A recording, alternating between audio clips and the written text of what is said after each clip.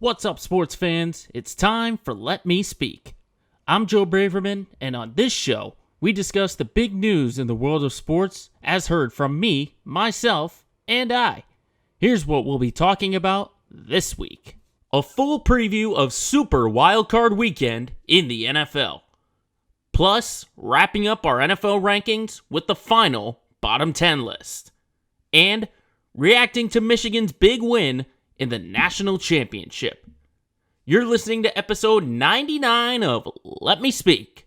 Let's get it started. Intro, please.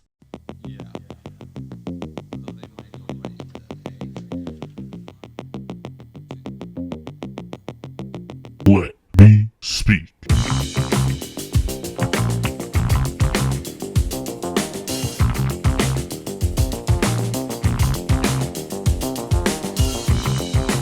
Hello, everybody, coming at you here on Tuesday, January 9th, 2024. Gotta get that right. It's the first episode of the new year for Let Me Speak. And not only that, but it's number 99, which means we have one episode to go before we hit number 100. I am so excited. But hello once again, everyone, for tuning in wherever you are getting this podcast. I hope everyone had a tremendous Christmas, a happy new year. Hope everything was safe and everyone was healthy. Up here in the Massachusetts area, we got our white Christmas a little bit late as we had a little bit of snow over the weekend. Hope everyone was able to dig themselves out this past weekend. Of course, we got a big windstorm, I should say, as well. It's going to get very gusty. So we're going to try and get this in quickly before that wind starts to come in.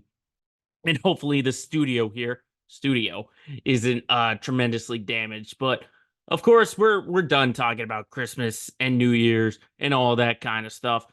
When we get to January, it's playoff time in the NFL, and that's what everyone wants to focus on. So I say we jump right into it and we preview all the games that are taking place. Obviously, the top seeds in both conferences, the Ravens and the Niners, they are off until next weekend, which I have no problem with at all. I think those two were the best teams all regular season in their respective conference, but there was a ton of parity in both the AFC and the NFC that it's finally good to get some kind of structure.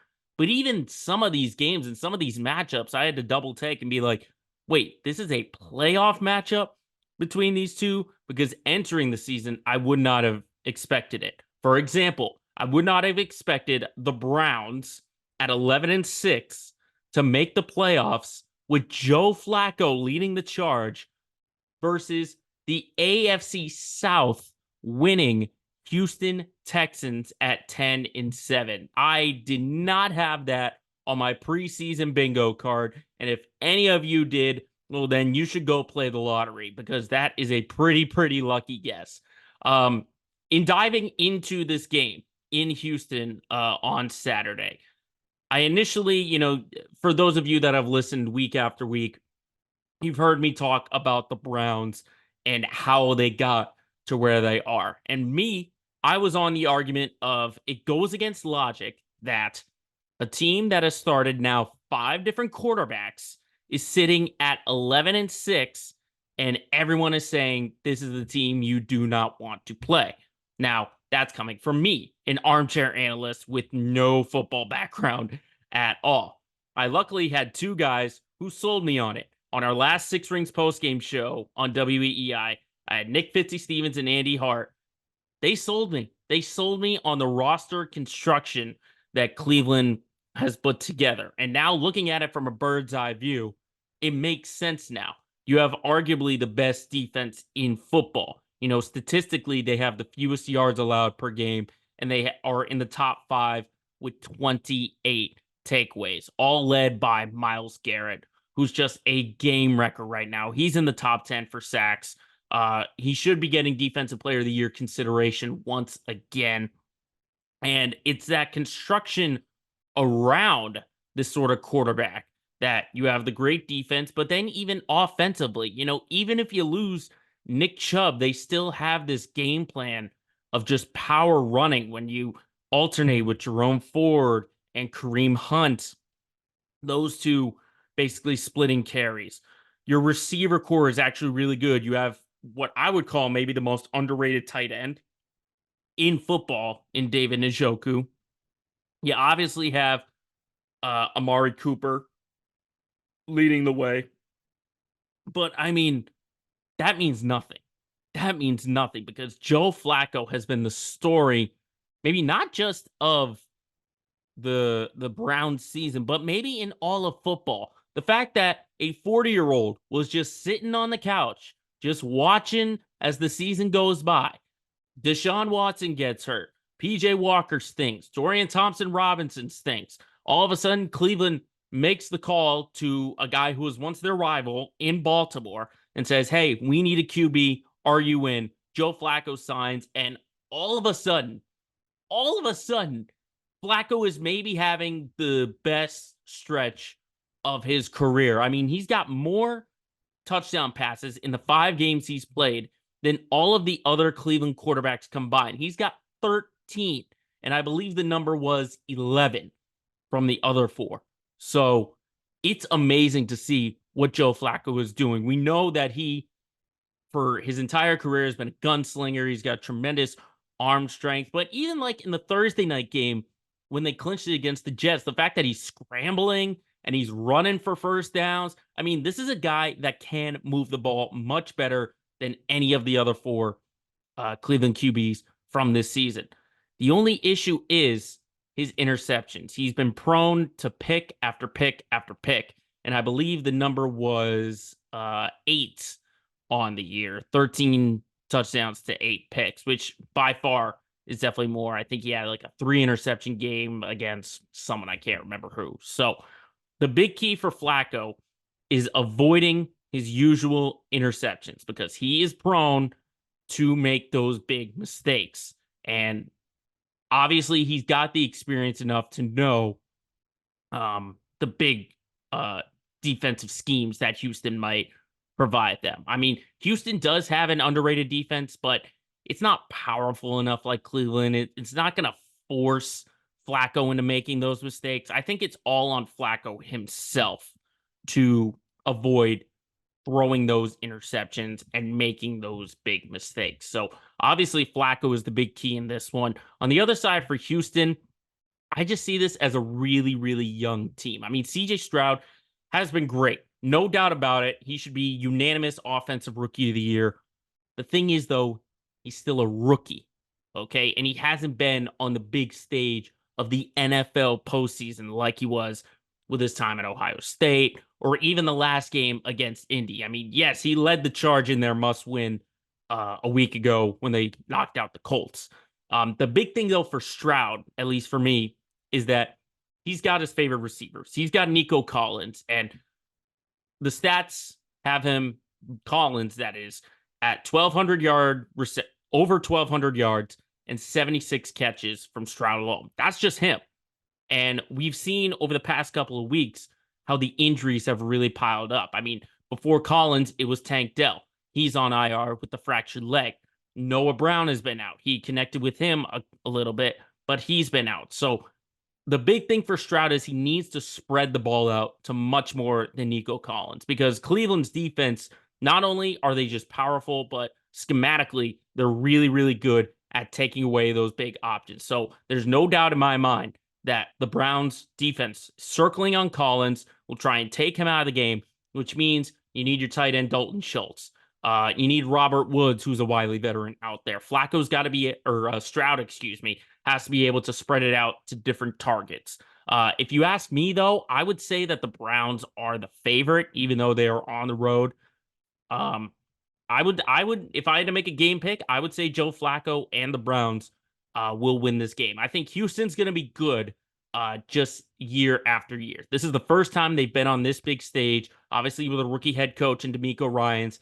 Yes, Ryans has been on the San Fran staff, but he's never been the guy leading the charge in this sort of stage. So I think I would favor the Browns in this matchup on Saturday. So I think Cleveland will knock out Houston. The next game on that Saturday will stay in the NFC. It will be the Dolphins and the Chiefs. Now, I have my doubts about both Miami and Kansas City making deep runs. Obviously, Miami can't win against good teams. The Chiefs have their offensive woes, but they finally come to a head. And this is actually the second time that they're playing each other. Obviously, the Chiefs had that 21-14 win in London, but the reason why I would favor Kansas City in this matchup is because on Miami's side, there's two factors why I can't trust them. One, I already said it. They struggle against good teams. But two, that defense just keeps getting battered and bruised, and they keep missing a bunch of players.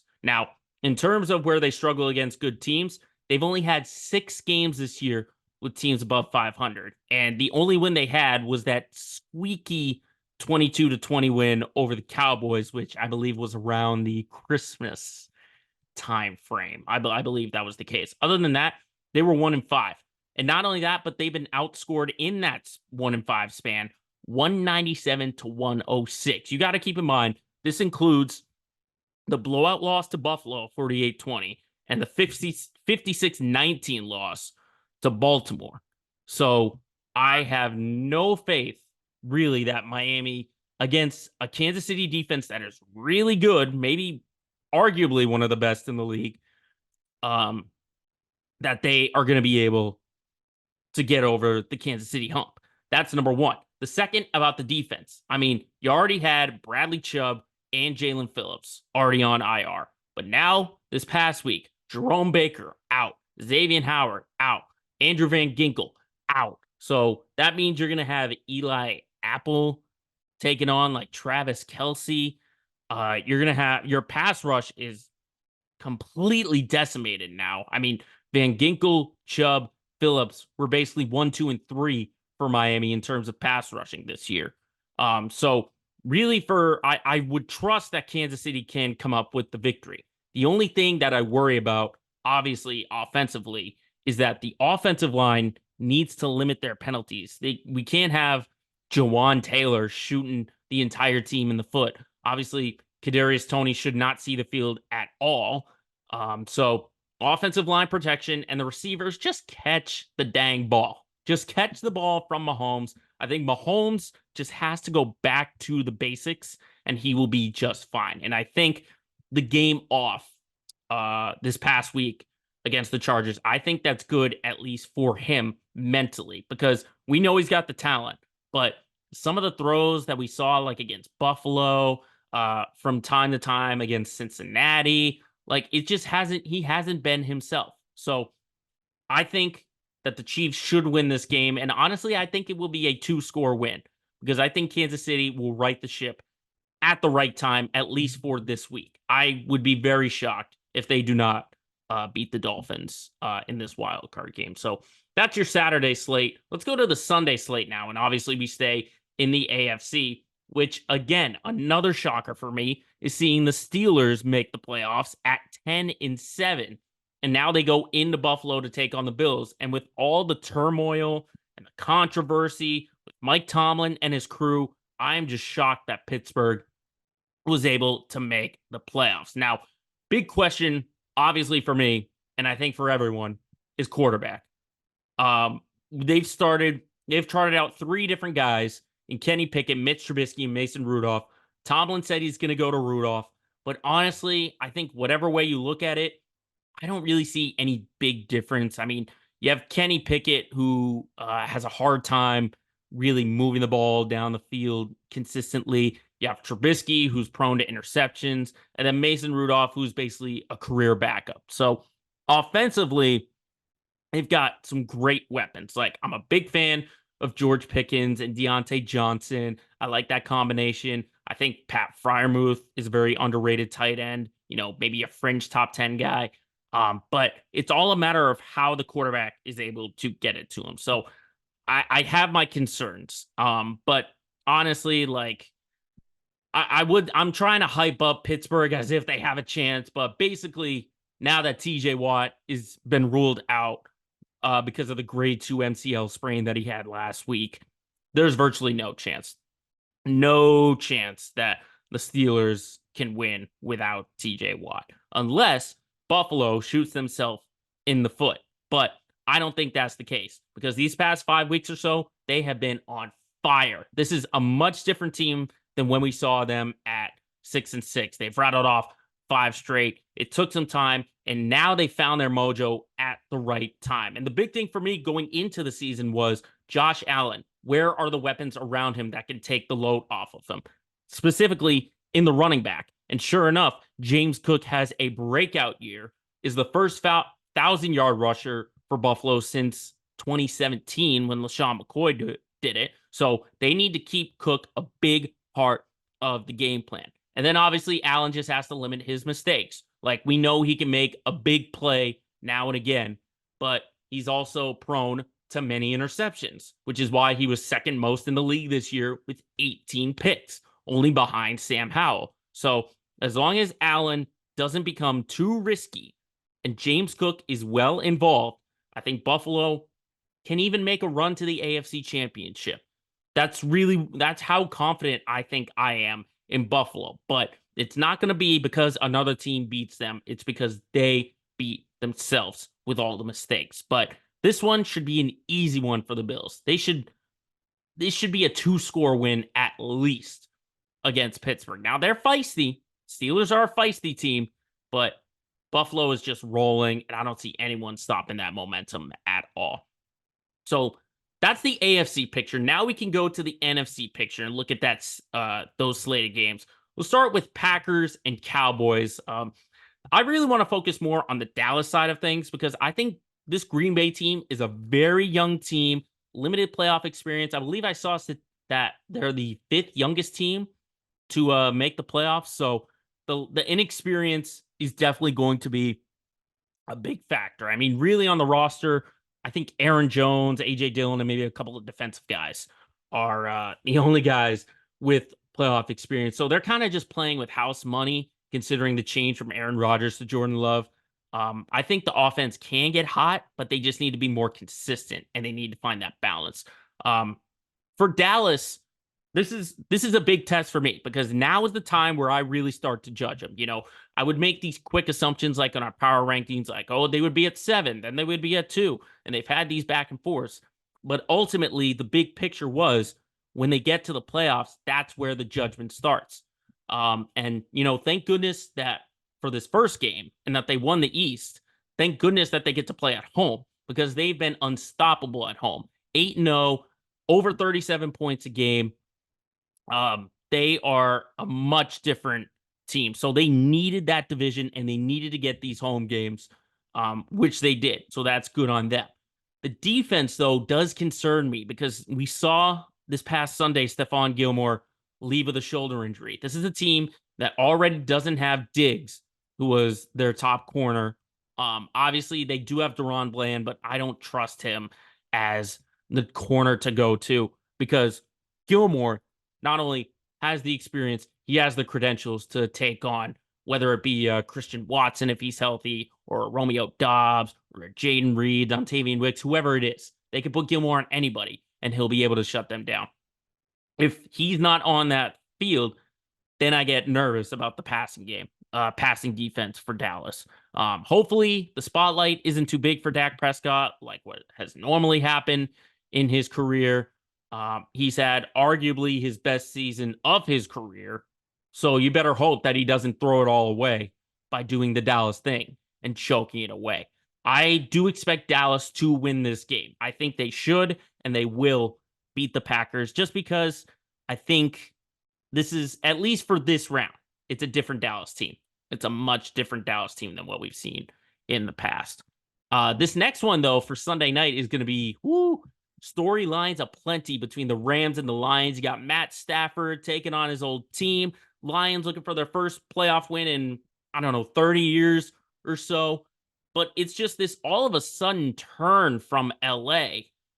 All of a sudden, they have a lethal offense. They just haven't been able to put it together consistently. Obviously, you can never doubt Matt Stafford. He's been one of the more underrated talents at quarterback since he's been in the league. He obviously won a ring a couple of years ago, but now he's got Cooper Kupp, who's always reliable. You got Puka Nacua, who all of a sudden has become a star. And this is a very lethal offense now that they've got. The question, though, is for Detroit, kind of similar to Dallas, it's Detroit. there's two things that scares me. It's the lack of experience and no Sam Laporta. Obviously, we saw Sam Laporta have a knee injury. Dan Campbell said it was an outside chance that he could play, but that just means it's going to be a heavier workload for Amon-Ra St. Brown, which is Jared Goff's go-to guy.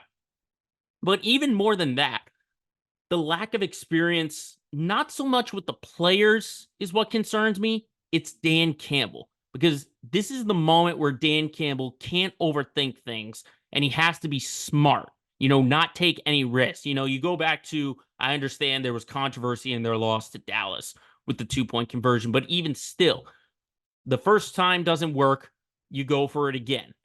Then you get another break. And at this point, I understand going for the win, but you also have to be smart and go with all reliable. So really, if you asked me, in that game when they had their third opportunity at a 2-pointer, I would have just taken the kick. I would have tied the game and trust my defense. That's sort of the decision that Dan Campbell has to make. Like, if that was a playoff game, he should have been smart and taken the tie rather than go for the win. So this is, we've seen Dan Campbell be very risky, go for it a lot on 4th down.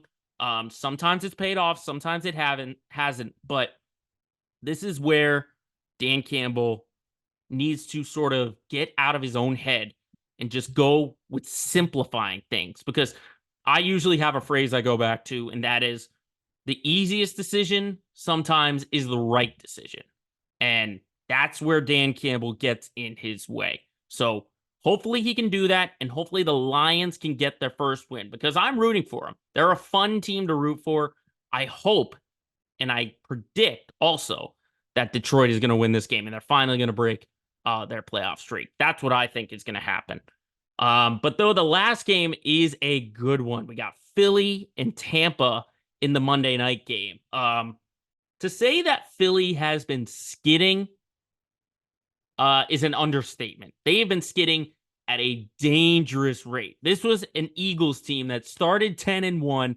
They finished 1-5.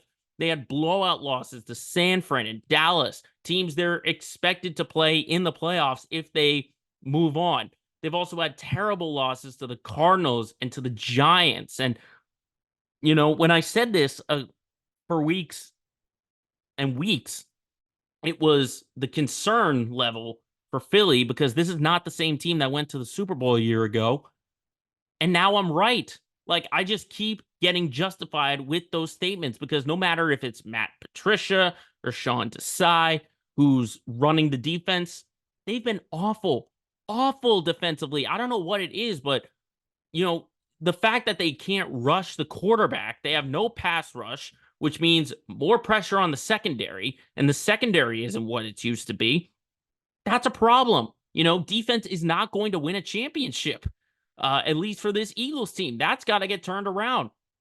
And that just means all the turnovers from Jalen Hurts that are at a much higher rate than they were a year ago are that much more amplified. This was a guy who had 23 touchdowns to 15 picks, along with 15 rush touchdowns this year. Last year, he had 22 touchdown throws to 6 interceptions and 13 rush touchdowns. That means he was much more trustworthy to throw the ball. Now he's being relied on to run the ball, because their running backs have not found any balance. And when he does go to the air, he makes too much mistakes. So he's got to be able, at least in the air attack, to not lean on A.J. Brown.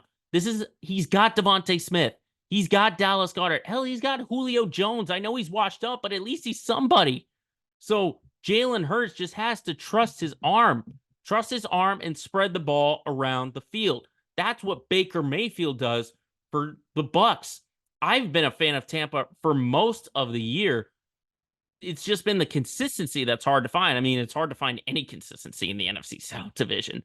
But Baker Mayfield is just a gamer. He is an absolute gamer. I'm a big fan of him. His connection with Mike Evans has just been like that. And then obviously it would be kind of crazy for me to say that Tampa will win this game, but I think Tampa will win this game. I think the Eagles are spiraling too much out of control that even the Tampa offense will be able to score some points on them. So I think defensively, there is a big issue in Philly, and I think that cost them by eliminating them from the postseason. So I will pick Tampa on the upset at home to knock off the Eagles. So if you wanted a playoff preview, you just got it times 10. We looked at every game. I gave you some picks, and hopefully those picks do not come to bite me. And I hope that I can get all of them right and keep this train going. But coming up next, we obviously have to put a bow on the NFL regular season and look at the teams that didn't make the postseason, but more importantly, rounded out our final bottom 10 ranking list that we do every single week. Don't you go anywhere.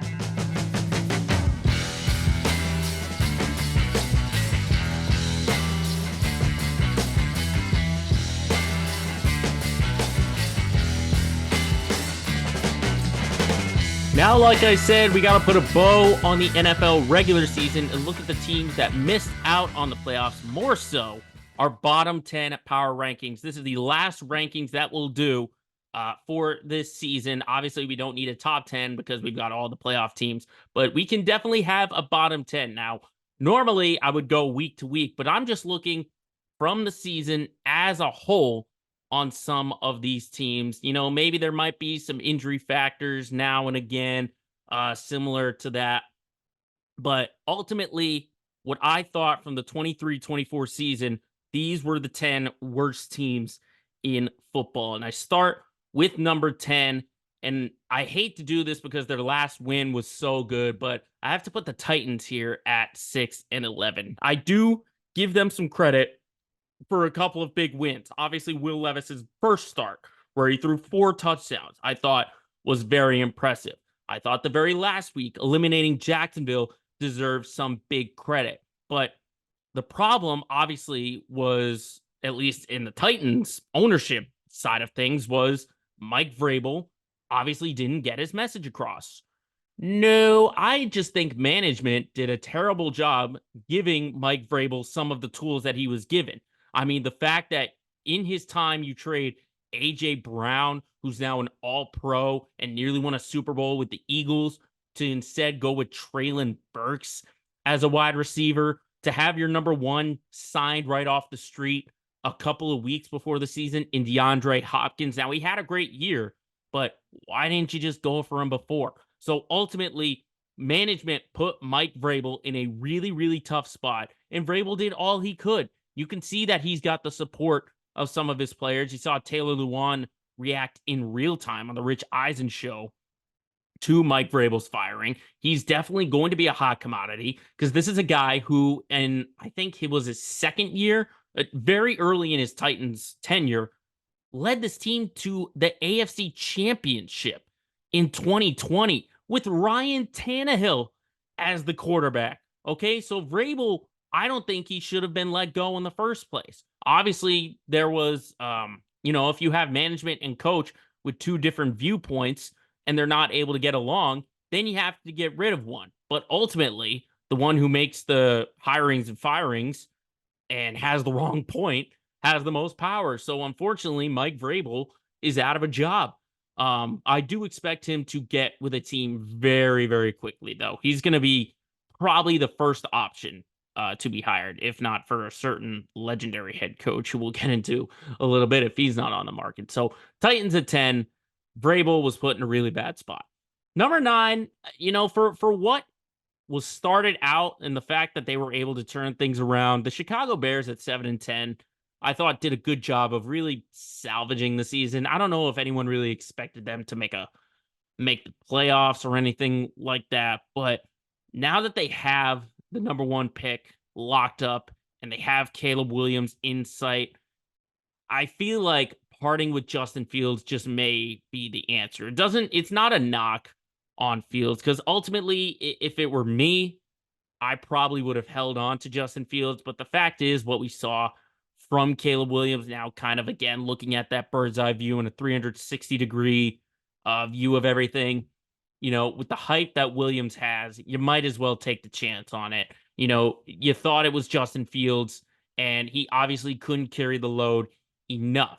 I'm still a fan of Fields, and I think I hope that he has a good career wherever he may go next. But I think for the Bears, they made that trade. They brought in DJ Moore. They let the Panthers have that number one overall pick. Look what's happened to them when they selected Bryce Young. I just think they need a reload everywhere. They need it everywhere. They need new receivers. They need a new O line, and Caleb Williams might be the guy to start building it around. So I think because it's now a realistic shot for Chicago, it might be time to move on from Justin Fields. Because hey, he led them to 7-10, or I mean, there were a couple of games he missed, but ultimately 7-10. I guess for Chicago is not going to make it. Not going to make it at all. The number 8 team I'm putting on here, it took them a while to get this down low, but ultimately the Falcons, to me, land in the number 8 spot also at 7-10. And I think what summarizes the Falcon season best was the firing of Arthur Smith.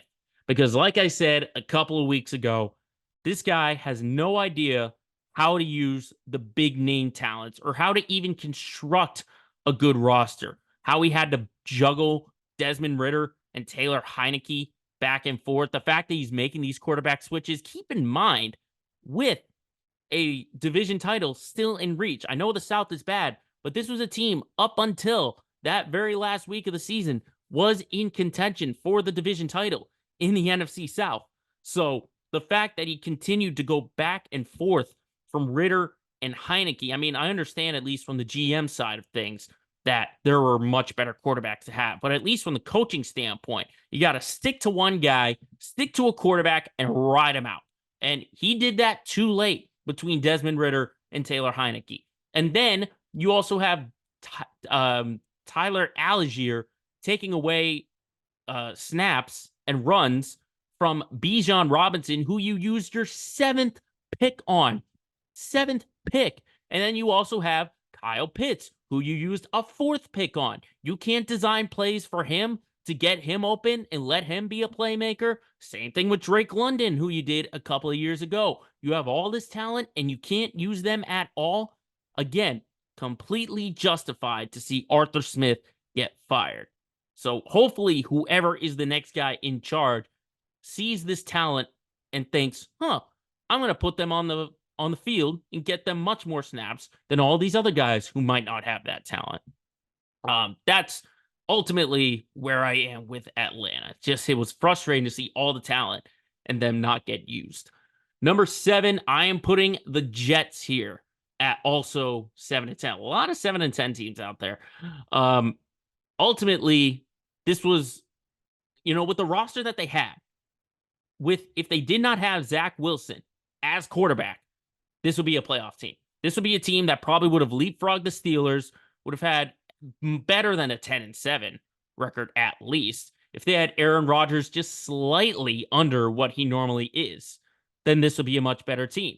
Obviously, the plan derailed when on the 4th play, Rodgers' Achilles blows up, and now he's calling out Jimmy Kimmel and responding to him just like that. But even still, with that guy at the quarterback position, with the roster that they have a great running back in Breece Hall. They've got great receiver options that can ultimately get better. And then obviously a defense that is very, very good.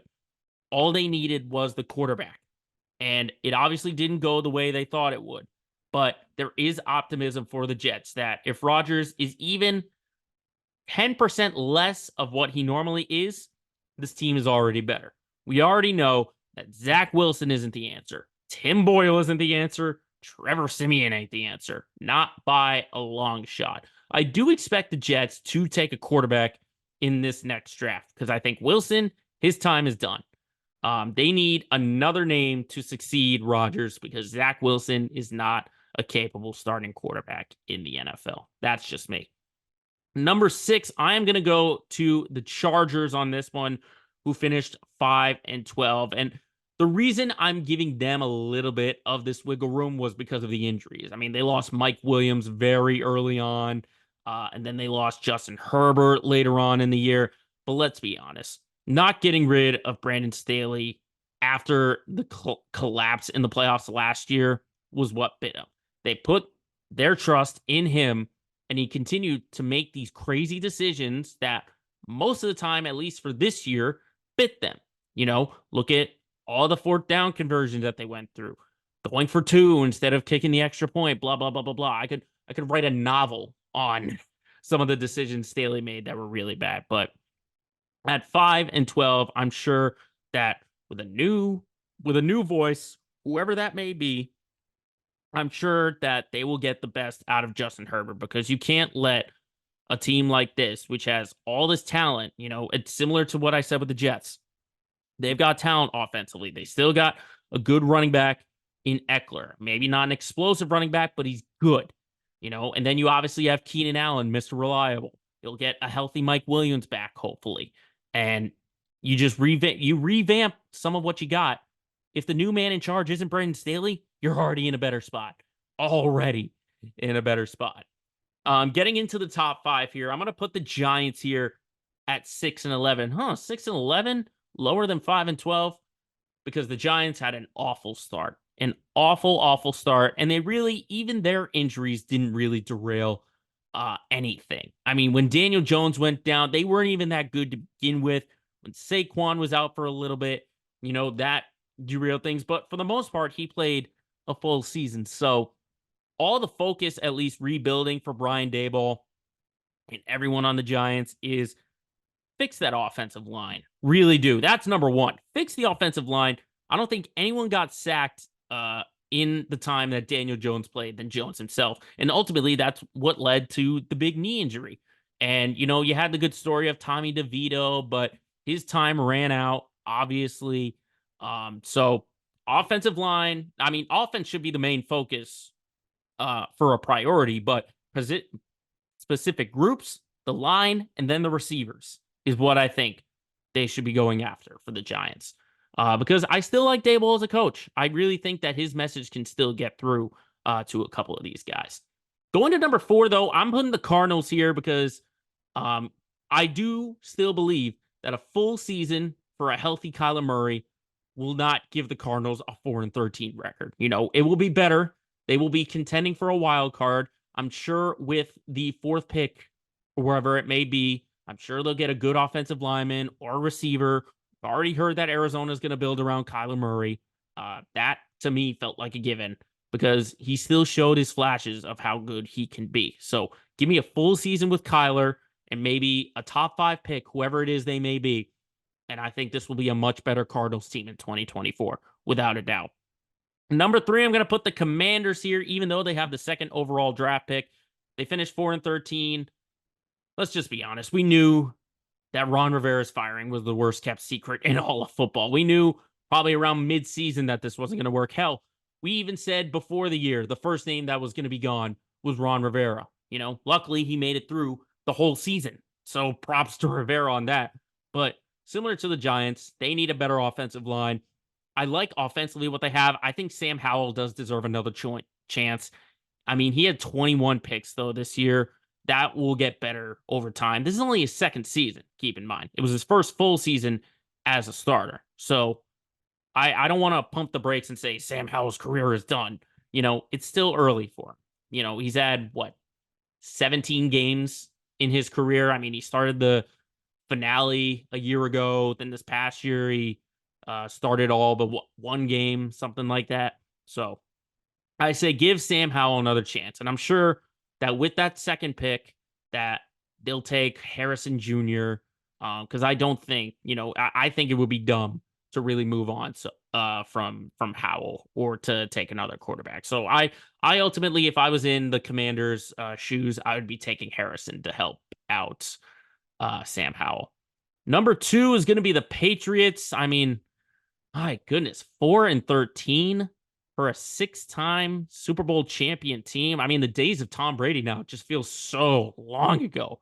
But the fact is, it's only been 4 years since he's been gone. And now the future about Bill Belichick has become the biggest question in Foxborough. But ultimately, all the talent that they had got hurt with Christian Gonzalez, Matthew Judon, Kendrick Bourne, just to name a few guys. And even then, they didn't have great talent entering the year. So they need on that offense. They need to upgrade everything. I'm sure that they'll take a quarterback. It would be, again, it would be dumb to not take a quarterback with that third pick because we know Mac Jones isn't the guy. And we sure as hell know Bailey Zappi isn't a starting quarterback. Is he a backup? For sure, but he's not a starter. Hopefully that offensive line gets some much needed upgrades, and maybe, just maybe, the Patriots can find a number one receiver, whether that's a trade or through free agency. It's got to be out there for sure. It's just a matter of who will make the decision and how will it get done. And then the worst team in the NFL at the number one spot has been there more times this year than not, the Carolina Panthers. The saving grace for them is that their season is over and that they finished 2-15, and you can't get any worse than 2-15.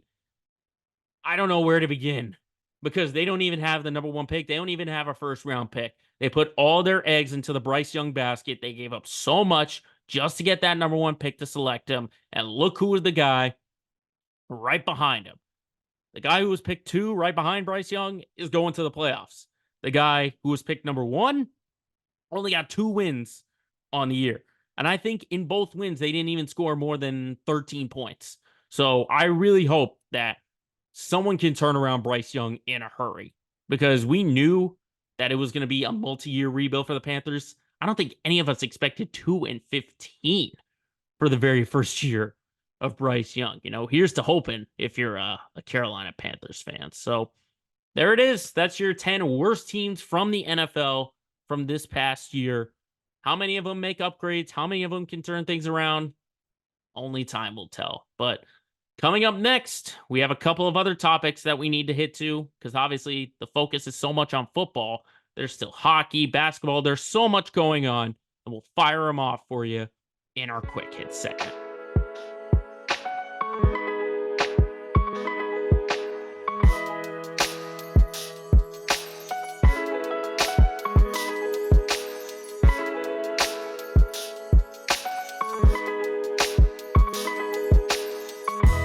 We have got a lot more news to hit, so let's fire them off really quickly in our quick hit segment. Obviously, the non-NFL story that's just happened was in the national championship for college football. Michigan knocking off Washington 34-13, the final score. Michigan's first title in almost 30 years now. Wow. I mean, I initially predicted Michigan to win the game because I thought Washington, at least for Washington, I thought too many people were overrating Michael Penix after the win over Texas in the Sugar Bowl. Because you got to remember, Big 12 is not a conference for defense. So the fact that he could light up Texas just like that, I didn't really want to buy into it too much. I picked Washington on the money line, so I'll be happy with that on the Sugar Bowl. But when it came to the national championship, I just thought Michigan was the better all-around team. I thought offensively, well, maybe not all-around better, but I just thought with Blake Corum carrying the offense, I thought it was better than their running back, Johnson, who had a bad foot injury. And then you also had Penix, who just was beaten up. I mean, he had the ribs, he had the shoulder. I mean, he just gutted through a lot. But I just thought Michigan overall was the better squad on that night. Corum, as I said, carrying the offense. And then obviously J.J. McCarthy. You didn't have to rely on him too much as quarterback, but when you needed to make the big plays, he was able to do it with a couple of bootlegs, a couple of good third down plays. I think at least for the future, Corum, I think he can be, if he decides to enter the draft and continue the pro career, I think he's probably not on the level of a starting running back or getting to that elite level. I think he could be a great third down, change of pace kind of running back in the NFL. I think he has the capability for that. I think J.J. McCarthy is kind of he's towing the line of starter and backup. You know, someone's probably going to use a second round pick on him. And then Jim Harbaugh, I mean, that's the biggest question is where is Harbaugh going to next? And I mean, I would be surprised if he doesn't go to the NFL, but if you just won a national championship, like, why would you want to leave? And I mean, with all of the chaos, I mean, I did say, like, during the second suspension with the sign stealing for Harbaugh, that ultimately would lead him going to the pros. But I just didn't think that Michigan was going to be able to win the national championship because I thought they would have lost to Ohio State. But now that it's happened, I think there's much more incentive for Harbaugh to stay because now he's regarded as one of the top, maybe the top coach in college football after winning it all. He finally was able to break through and win the entire thing. And he's probably going to get a hefty contract wherever it goes. So basically, he can treat this like a free agent. He could say, "Oh, if the NFL is paying me more, I'll go to them. But if Michigan wants to pay me more, I'll go to them." So I mean, just the fact that Michigan went through all of it, they had Harbaugh suspended twice, and they rallied around him. I mean, props to Michigan for winning it all and winning the national championship, able to knock off Washington just like that.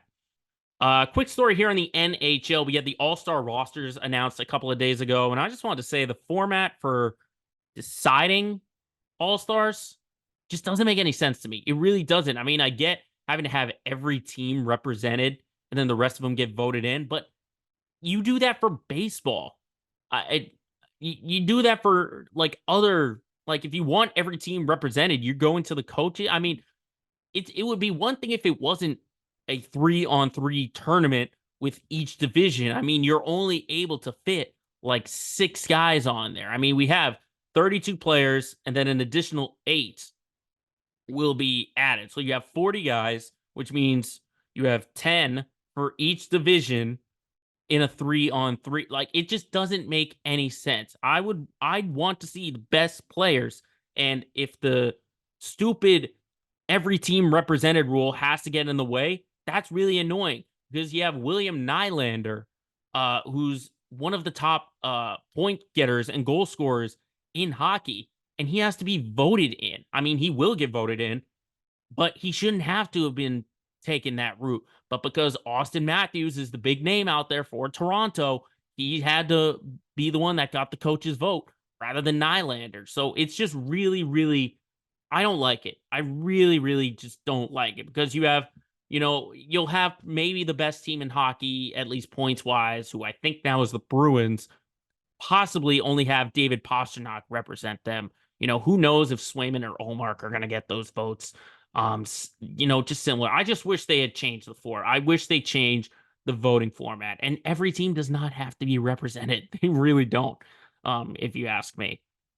Shifting over, though, to the NBA, obviously off the court, the big story has been Draymond Green, the suspension. It's been 12 or 13 games, I want to say, but now he was officially reinstated. And I've sort of been following along, not like every single detail, but I've just been sort of reading that he went to go see some counseling, and now we're hearing from him that he was talked out of retirement by Adam Silver. And that is a good step. That's a good step by Draymond to at least acknowledge, okay, what I was doing on the court was not the right thing to do. The chokehold on Gobert, the hit on Nurkic, like he knows it. And he's smart enough to realize like he can't be doing that. So what he's saying is good. But now the big key is going to be action because we have heard the same. I mean, we've gone through the same dog and pony show with Draymond after every single incident that he goes through. He's saying the right stuff, but he just comes back and does it. So I think at least for this year, because I don't see a championship in Golden State's future, but I at least want to see some kind of change for Draymond Green. I'm not saying he's got to totally rescind himself and be just a completely new guy, but he at least has to limit himself. So I think when he comes back into game action, when he's back on the court, if he has changed in terms of physicality, he's not, getting, flailing about and making inadvertent contact, whatever that may be.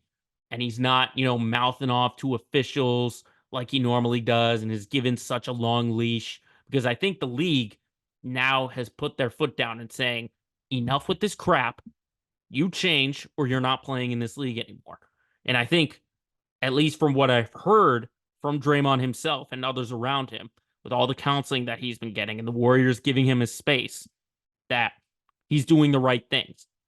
But now those words need to be put into actions. And if they don't, then we're just going to circle back to this and we're going to be, oh, it's Draymond again. He's probably going to get kicked out of the league now. So I hope that he does turn things around. I hope he's a much different player than what we see. And he's not, costing the Warriors, because that's what it's come down to now at this point. So sort of a wait and see on Draymond. It's not a wait and see, though, for Ja Morant. His season is done after suffering a torn right labrum during a practice with the Grizzlies. He'll have surgery and he's done. Ultimately, this was a lost season for Memphis anyway. They wanted to make the big trade, to get Marcus Smart in here to get a veteran voice out there. But let's be honest, after the start that the Grizzlies had when Ja was suspended for the 25 games, it was going to be a lost season regardless. I mean, they were at the bottom of the league for quite a long time. And then Morant came back. They gave him sort of a resurgence, but ultimately the team was going nowhere, even if Morant played at a high level and turned things around. So ultimately, I think it's best for Memphis to just, pack it in, sort of reset for 24-25 when you can get Ja Morant for hopefully a full 82 plus a playoff run. So that's sort of where I see things with the Grizzlies. Was they weren't going anywhere to begin with. So might as well, pack it in at least for Ja, get him as healthy as possible and get him in the right mindset for next season. But to wrap up this segment, just a quick look at the MLB free agency docket. We had a big trade happen between the Giants and the Mariners a couple of days ago. Robbie Ray sent to San Francisco, Mitch Haniger, Anthony DeSclafani on their way to Seattle. It's a big risk, I gotta say, for the Giants, since you got Ray coming off of Tommy John surgery. So they're kind of hoping that, Ray can rediscover that Cy Young case that he had in 21 and hopefully get him back on track and join what I would consider one of the top rotations in baseball in San Francisco. Now, for Haniger, I mean, his best years came with Seattle. When he signed with the Giants, he only hit for like 200. So I think it's just a comfortability thing for Haniger. And then DeSclafani, I think, can bring some credibility to at least Seattle's rotation, considering the pitchers that they have. So, it's kind of a wait and see for me on both of these, for the Giants and for the Mariners, if it will work out for the both of them. So yeah, those are a couple of segments, at least nationally, that I did want to get into before we end our show. But we do need to go locally now, because it's been a couple of weeks since we talked about all the Boston teams out there. And trust me, there are headlines aplenty. We'll dive into our Let's Get Local segment coming up next.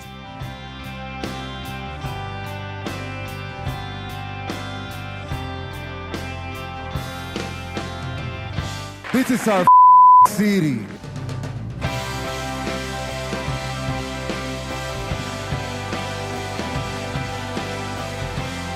Now we dive into all our Boston teams with our Let's Get Local segment of the week. And of course, everyone around the region is talking about the possible end of Bill Belichick. I mean, we already sort of were speculating on it, and we had sort of a sense that it might be time to move on. But then we're hearing like one report after another. We're hearing Mike Reese say that it's highly unlikely that he's back. You got Jay Glazer on the pregame on Fox saying that he's probably gone. You have this piece in The Athletic from Andrew Callahan and Doug Hyde talking about all the dysfunction that's gone on with all the decisions that Belichick has made. And there's still no decision. I mean, we're here at 3:18 on a Tuesday afternoon, and we still don't have a decision made about Bill Belichick. And who even knows if it's going to be this week? It might take some time for Kraft, because he really is indecisive. Because you hear Belichick in these post games saying, like, I like coaching, so he has no plans on retirement. Then he says Monday morning, like, I'm under contract. A very rare take for Belichick to talk about his contract. He, just all of these simple stuff, but it's ultimately up to Robert Kraft to make this decision. Now, I have been on the camp for a while now that says it's time for a change and Belichick needs to go. Ultimately, it's really interesting, like all the twists and turns that this is made. I mean, you had Belichick on Monday also say he'd be willing to give up personnel to someone else. But even if he is saying this, I think that his coaching is still a little bit out of touch. I mean, he's fumbled a lot of situations this year. The Trent Brown situation when he was sitting out, you give him some more money, but he still doesn't play well. You had the situation at quarterback where it was between Zappy and Mack, and he waited until like Saturday or whatever to figure out who the starter was. So there's multiple examples of on that. And he's trying to find some kind of leverage where he wants to stay because it's sounding like he wants to stay. But ultimately, for me, is that you ultimately need a giant overhaul if you're going to turn things around. And Kraft is not a patient man. He wants to win as much as he can as long as he's the owner of the New England Patriots before he hands it down to his son, Jonathan. So Robert really needs to decide, and he needs to decide in a hurry because you've got guys out there like Mike Vrabel, who apparently there is mutual interest. You have Gerard Mayo, who says he wants to be a head coach. And if he continues to be the DC defensive coordinator, back here, he's not going to he's going to look for opportunities and someone's going to give it to him. So ultimately, I am ready to say that it's time to be done with Bill Belichick. And I'm sure it's going to be absolute chaos whenever the news breaks of if he stays or if he goes. If I had my choice, like my top three would be Gerard Mayo, Mike Vrabel, and then probably Jim Harbaugh, just like an outside, guy, just to say. Those are my top three options right there at head coach. But ultimately, the decision to either keep Bill Belichick or get rid of him needs to be made soon.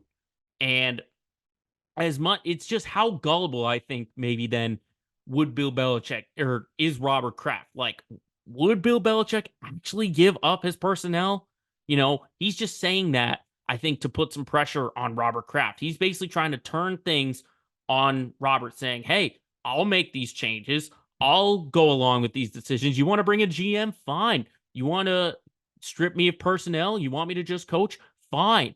But he might just be trying to call Robert Kraft's bluff. That's all it is. So I probably won't have anything more to say on this until the news actually breaks. So until then, I'll just say that I would like to see Gerard Mayo succeed Bill Belichick this year. And then at the draft position, which now they have number 3, I want them to take a quarterback. And ultimately, I think it's going to be Drake May. Because the way I see things, I see Chicago taking Caleb Williams and moving on from Justin Fields.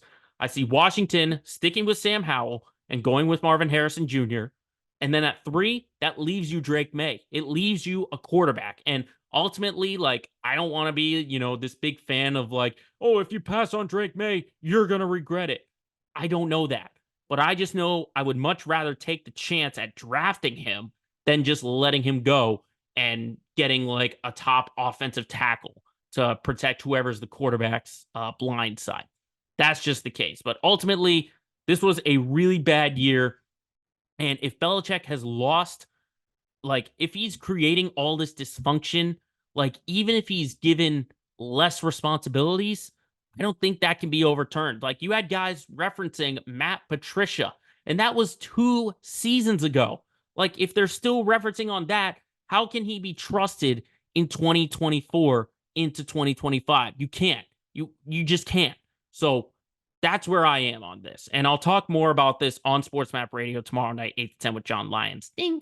Nice little promo there. But moving on, I still want to get just the negative out of here. I want to get the Red Sox out of here. I initially had them last, but I'm already sort of in this negative state that I have to keep going. The Red Sox apparently have not changed at all, despite making a change for whoever's the chief baseball ops. Going from Chaim Bloom to Craig Breslow did absolutely nothing because ultimately John Henry has said, I don't want to pay that much for this baseball team. I don't want to go and try and win because he signs a struggling Lucas Giolito for what, 18 and a half, $19 million for what many expected it to be 17 million. You put up Kenley Jansen and Masataka Yoshida up for trades to shed payroll. I mean, hell, you could have had Teoscar Hernandez. You could have had a great bat in your lineup that you can sub out in the outfield / DH, whatever, but you want to shed payroll. Just like when you traded Chris Sale to Atlanta for an infield prospect, Vaughn Grissom. Now, Grissom could be good at second base, but that just opened up another hole in the starting rotation.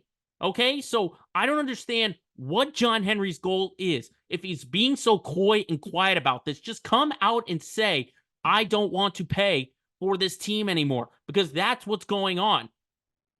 Craig Breslow ultimately got the message from John Henry and everyone in ownership saying, I don't want to pay for this team. Do not waste my money. And that's what he's doing. That's what Craig Breslow is doing. I don't want to discount Breslow on that because he's just doing what's being told. Similar to why I didn't want to discredit Chaim Bloom, because he's just doing what he was told. So it just frustrates me that John Henry continues to sit in the dark and not say a thing. Like, he's probably not even going to be at Winter Weekend by far, because it was a disaster last year when he got booed for saying that it's expensive to have baseball players. Apparently it is, and it's coming to fruition. And John Henry's lack of investment continues to frustrate the fans of Red Sox Nation, myself included, because if you're not going to go after this and you're going to put more of your investments into concerts and stand-up shows and a soccer team and the Pittsburgh Penguins, then just come out and say it. Come out and say it and just sell the team. Because if you're not invested, then come out and say it. If you're content to ride off into the sunset and go about other business ventures with your 4 world championships, go ahead. But just stop subjecting the Red Sox and their fans to be this big market team that operates like a small market team. So it's kind of ridiculous where the Red Sox are at this point. I mean, can they turn it around by signing Blake Snell to a big contract? Maybe.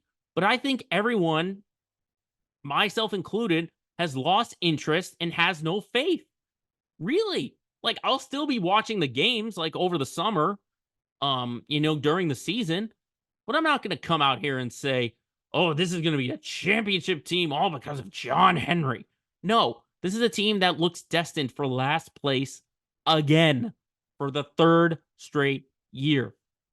So I just had to get that off my chest. I mean, I don't want to be talking Red Sox in January, but considering the lack of activity that they've had, felt like I had to get it out there. All right, let's turn positive now, because we've got 2 really good teams in Boston playing right now, the Celtics and the Bruins. And I want to start with the Celtics because they just continue to be dominant.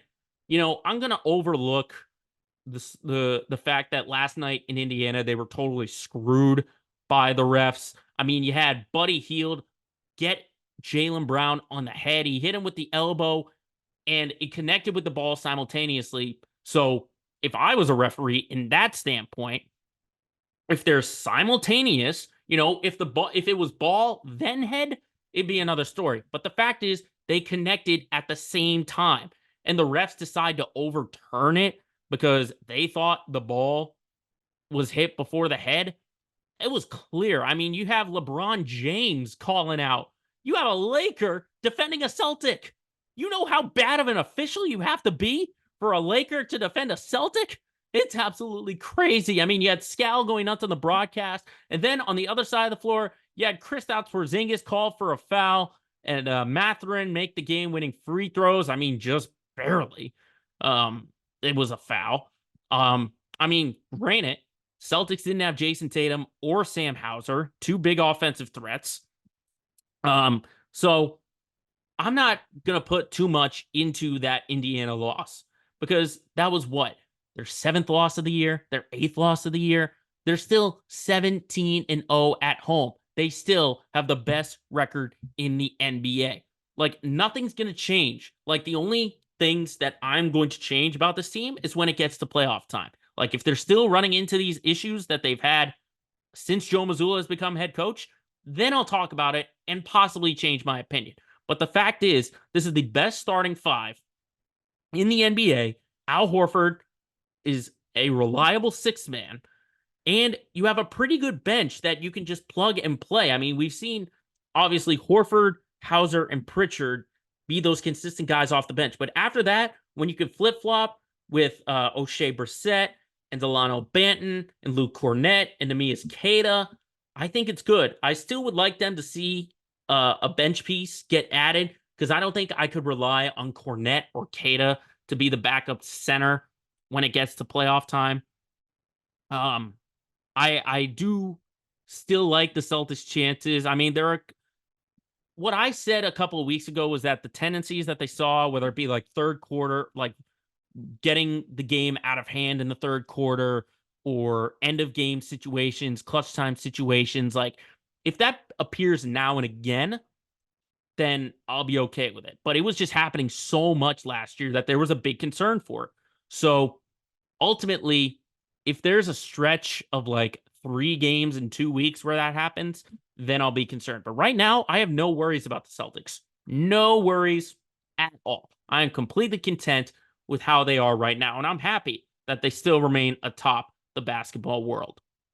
And then the Bruins, obviously, they're still winning, but I do have to put it a little negative. The defense is turning into a little bit of an issue for me. I mean, they lost in a shootout to Colorado last night. They had a 6-5 loss to Pittsburgh. I mean, you got to keep in mind the last 3 games, they've allowed 6 goals to Pittsburgh, 3 to Tampa, and 4 to Colorado. Now, they won the game against Tampa, but still, like defensively, I'm a little bit concerned. I mean, they've got the 5th best goals against average at 267. But the thing is, like, Jeremy Swayman and Linus Ullmark can only bail them out for so much. I mean, yeah, they got the 2nd best save percentage as a team, but they've made the 7th most saves in hockey, which means shots are getting to the net. Like, it's concerning that so many of those saves have had to be made already. And Swayman and Ullmark are not going to bail you out every single time. You know, at least offensively, it's nice to see Trent Frederick making more of an impact with their goal scoring. I mean, he had 17 goals all of last year, and he's got 12 already with this increased role. But it's defensively where I really have concerns for this team, at least for a potential playoff run. I mean, I wasn't expecting, the dominant team. I don't think anyone was, except for maybe Bridget Prue. When we talked, no one was expecting the history-making team. But no one expected them to like win as much as they are. And I think just because they're outscoring their opponent is the big key. I think it has to, that's a given. Ultimately, I just thought of what I just said. You outscore your opponent, you win the game. No, but I just mean they can get into some of these high scoring affairs and they can just score more, defensively down the line when it gets to these overtime periods. I mean, we've seen their records in overtime. It's not good this year. So hopefully Jim Montgomery can turn things around from a defensive side of things, because if they don't turn that around, then it's not going to be a long run at the playoffs for the Boston Bruins. But there is news aplenty in Boston, and I'm glad we could get through all of it. So now that we can end our show on the light note with our LOL moment of the week. That's coming up next.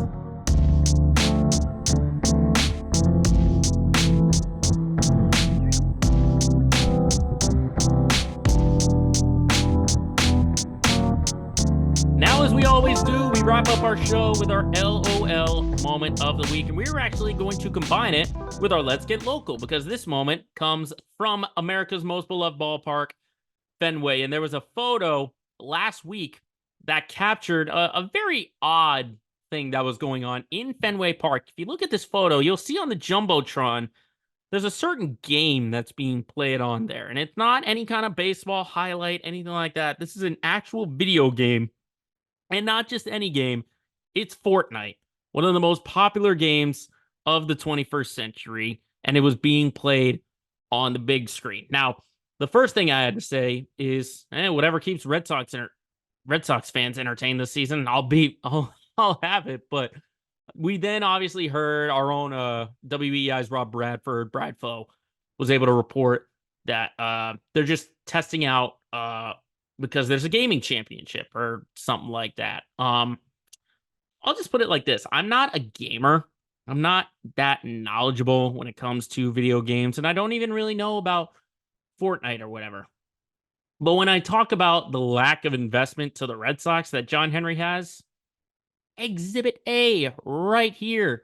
I mean, I will say it is a dream to see something other than like highlights or whatever on a jumbotron. Like if I was there with like an Xbox or a PlayStation, I was playing a game there, I think it would be pretty cool. It would be pretty dang cool. So I can understand, the fascination with seeing a game on this big time, scoreboard or whatever. I think using that scoreboard for anything other than like sport, highlights like during a game or whatever, like if you're there live in person, I think that is pretty cool.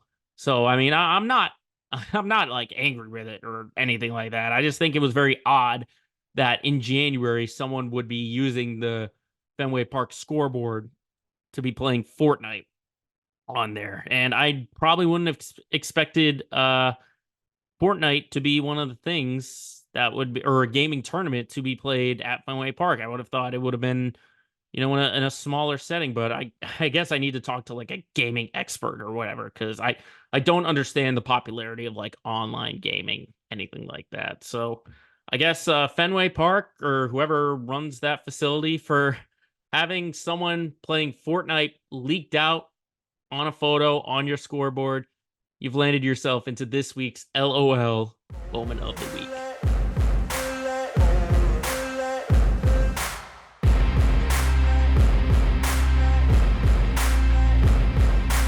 And with that, it's a wrap on episode 99 of Let Me Speak. Thank you everyone for tuning in. If you're watching us on YouTube or you're listening to us on Spotify, Apple, wherever you get this podcast, make sure you're following myself on all social media platforms. On X, I am Joe Braverman PvP. Follow this podcast as well on Facebook and Instagram. Just search Let Me Speak Podcast. And get ready, everybody, because next week, it's the landmark 100th episode of Let Me Speak. We will see you then. Later.